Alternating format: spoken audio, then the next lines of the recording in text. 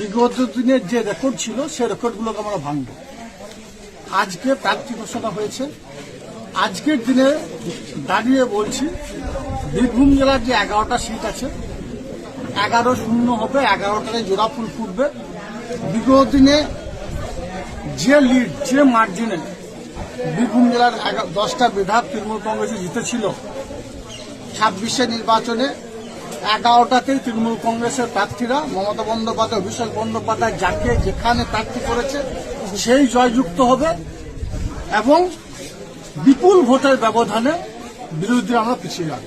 সেটা বেশ কিছু জায়গায় তৃণমূলের প্রার্থী বদল হয়েছে, তার মধ্যে বীরভূমও রয়েছে, কি বলবেন? দেখুন, প্রার্থীর ব্যাপারটা রাজ্য নেতৃত্ব, সর্বোচ্চ নেতৃত্বের সিদ্ধান্ত।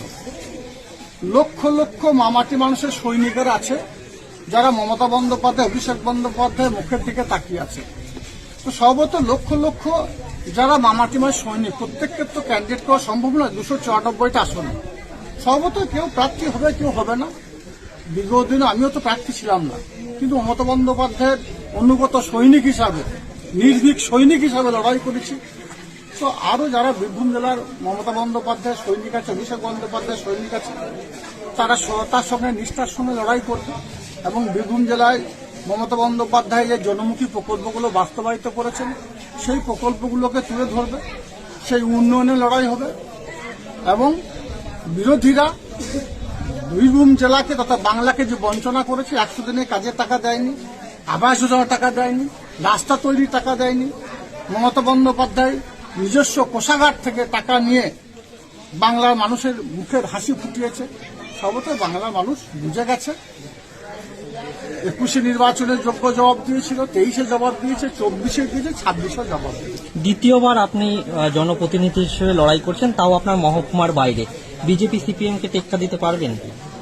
বীরভূম জেলায় বিজেপি সিপিএমের কোনো অস্তিত্ব আছে বলে আমি মনে করি না। বীরভূম জেলায় তো সারা বাংলায় সিপিএম কংগ্রেস তো শূন্য হয়ে গেছে, ওদের নাম না নেওয়াটাই উচিত।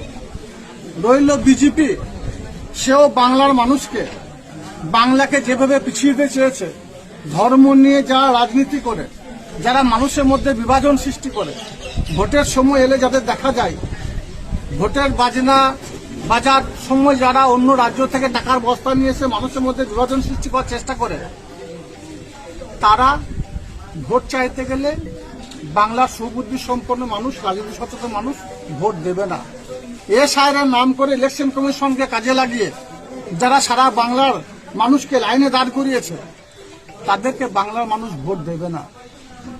এক রাজ্য থেকে অন্য রাজ্যে কর্মসংস্থানের উদ্দেশ্যে বাঙালিরা, বাংলা ভাষাভাষীরা অন্য রাজ্যে গেলে তাদের উপর মানসিক নির্যাতন, তাদেরকে থানায় বসিয়ে রেখে অত্যাচার, তাদেরকে বাংলাদেশি তকমা দিয়ে অন্য রাজ্যে পাঠিয়ে দেয়, তাদেরকে বাংলা মানুষ ভোট দেবে না। বাংলা মানুষ মমতা বন্দ্যোপাধ্যায়, অভিষেক বন্দ্যোপাধ্যায়ের সঙ্গে আছে। চতুর্থবারের জন্য 250-এরও বেশি আসন নিয়ে বাংলার মসনদে মমতা বন্দ্যোপাধ্যায় বসতে চলেছে। অপেক্ষা করুন, দেখতে থাকুন। প্রচার কবে থেকে শুরু হচ্ছে আপনার? আমি আগামী পরশু দিন থেকে প্রচার শুরু করব। বুঝতে পারছেন রমজান মাস চলছে, সব হয়তো কালকে দিনটা আমার অন্য একটা কাজ আছে, কাল দিন যেতে পারবো না। আগামী পরশু দিন থেকে আমাকে দল যে দায়িত্ব দিয়েছে সেই কেন্দ্রে আমি পৌঁছে যাব। দেখা যাচ্ছে আপনার সাথে যারা ওঠা বসা করে, আপনার ঘনিষ্ঠরা কিন্তু বেশিরভাগ জায়গায় সিট পেয়েছে, প্রার্থী হয়েছে। আবার বলছি, দল যাকে যেখানে যোগ্য মনে করেছে তাকে সেখানে প্রার্থী দিয়েছে। প্রার্থী সিলেকশনের ব্যাপারটা, নমিনেশন দেওয়ার ব্যাপারটা আমার দলের সর্বোচ্চ নেত্রী, সর্বোচ্চ নেতা তারা ঠিক করে। সম্ভবত আমি একজন দলের কর্মী হিসাবে এ বিষয়ে কোনো মন্তব্য করা সমীচীন বলে আমি মনে করি। কোচিয়ার হাতিয়ার একটাই, মমতা বন্দ্যোপাধ্যায় উন্নয়ন। আমরা যখন স্টেজে উঠে বক্তব্য রাখি, 100টা কথার মধ্যে 99টা কথা মমতা বন্দ্যোপাধ্যায় বলতে হয়। আমরা কেউ নই। 294টা আসনেই মমতা বন্দ্যোপাধ্যায় প্রার্থী। তার কারণ মমতা বন্দ্যোপাধ্যায়কে, উন্নয়নকে লক্ষ্য রেখেই আমরা এগিয়ে চলেছি। আমার বাড়ি নানুর, আমাকে হাসানে প্রার্থী করা হয়েছে।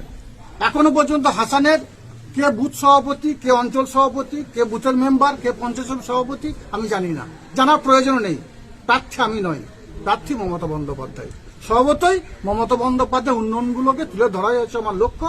আর হাসান বিধানসভার মানুষকে আপনাদের মাধ্যমে সুনিশ্চিত করতে চাই মমতা বন্দ্যোপাধ্যায় যে দায়িত্ব দিয়েছে সেই দায়িত্ব সততা এবং নিষ্ঠার সঙ্গে কাজল শেখ পালন করবে।